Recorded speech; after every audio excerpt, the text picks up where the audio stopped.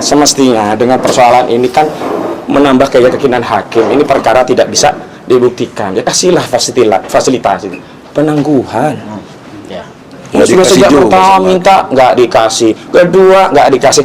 Bahkan kita memohon sudah menderita.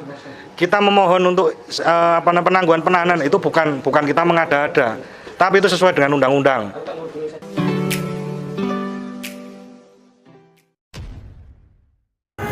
Assalamualaikum warahmatullahi wabarakatuh. Jumpa lagi dengan saya di channel Gagasan Progresif 79. Sahabat Supansa dan setanah di mana saja Anda berada. Ada hal yang menarik dari pasca persidangan Gus Nur ya beberapa hari lalu, di mana para kuasa hukum ini di depan para awak media menyampaikan ya bagaimana situasi di persidangan. Seperti pada umumnya ketika mereka sudah bersidang, maka dia pun menyampaikan ya kepada media, kepada publik akan situasi yang terjadi dalam persidangan. Dan kali ini ya kuasa hukum Ahmad Kosinuddin itu menyampaikan sebuah harapan besar ya. Dia ini memelas sama hakim, meminta belas kasihan sama hakim karena menurutnya dari berbagai keterangan itu ya bahwa perkara ini tidaklah cukup bukti.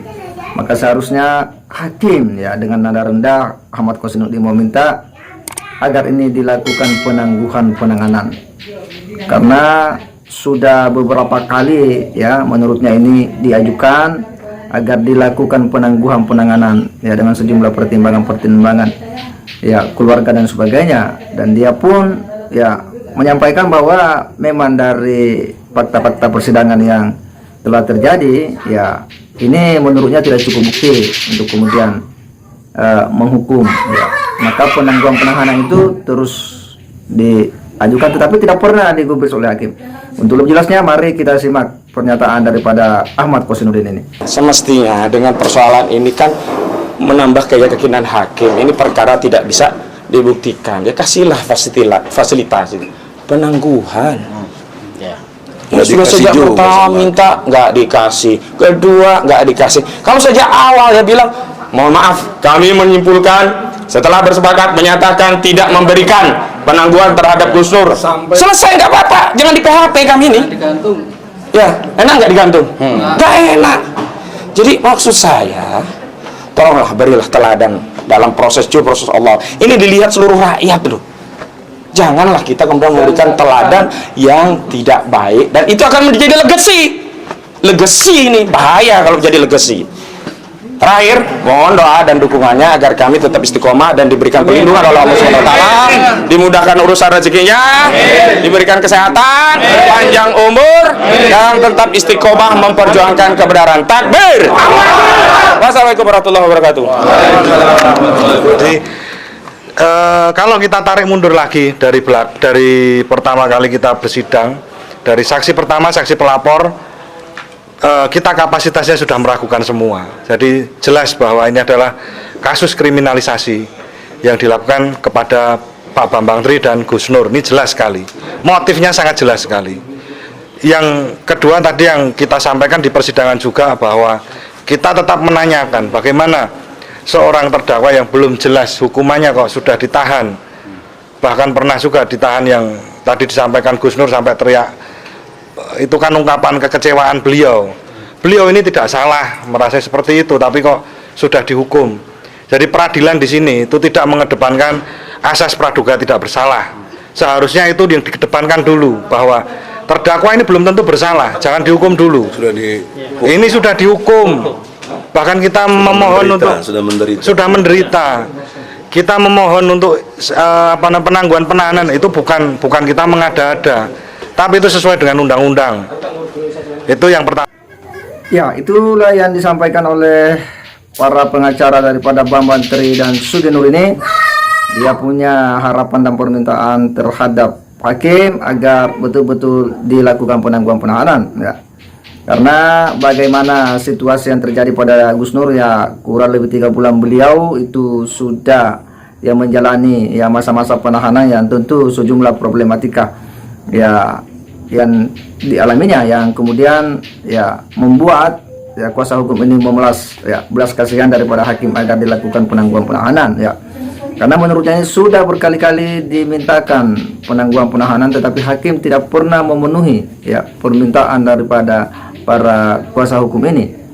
Dan apa yang menurutnya di fakta-fakta di persidangan, bahwa ya dari keterangan-keterangan saksi itu tidak cukup bukti ya untuk kemudian menyatakan bahwa Bambang Tri dan Sugi Nur ini itu bersalah ya, sehingga sudah sepantasnya menurutnya dia harus ya dipenuhi permintaan penangguhan penahanan. Bahwa sejauh yang kita lihat ya menurutnya bahwa Gus Nur ini sudah dihukum ya, padahal ya menurutnya dia ini belum terbukti bersalah ya. Dia sudah dipenjara ya, tentu sudah merasakan yang namanya penderitaan. Bagaimana orang yang namanya dipenjara itu, orang yang ditahan itu ya terbatasi kita punya aktivitas, terbatasi kita punya komunikasi dengan keluarga, dan tentu sejumlah aktivitas ya usaha dan sebagainya pun itu kemudian menjadi terhambat. Tetapi tentu itulah sebuah resiko yang terjadi ya, bahwa memang perkara ini bukanlah perkara kecil ya. Pertama, bahwa sekarang ini memang dari tuduhan ijazah palsu Pak Jokowi sudah berpindah menjadi pidana, karena ya yang didakwakan kepada Bambang Tri dan Gus Nur ini adalah ya diduga ya melanggar ya penodaan agama ya dari mubahalah yang dilakukan. Sehingga memang kali ini kewajibannya adalah jaksa penuntutlah yang harus membuktikan, karena dia sekarang yang mendakwa, dia sekarang yang ya menuduh orang ya dalam bentuk penodaan agama, sehingga memang bebannya pembuktian itu ada sama jaksa. Tetapi terkait dengan penahanan Gus Dur, saya kira bahwa apa yang dilakukan oleh hakim itu sejauh ini yang kita lihat bahwa itu juga sudah sesuai dengan prosedur hukum acara ya peradilan kita, dan tidak mungkinlah hakim akan melakukan tindakan-tindakan jika itu kemudian melanggar daripada hukum acara yang ada.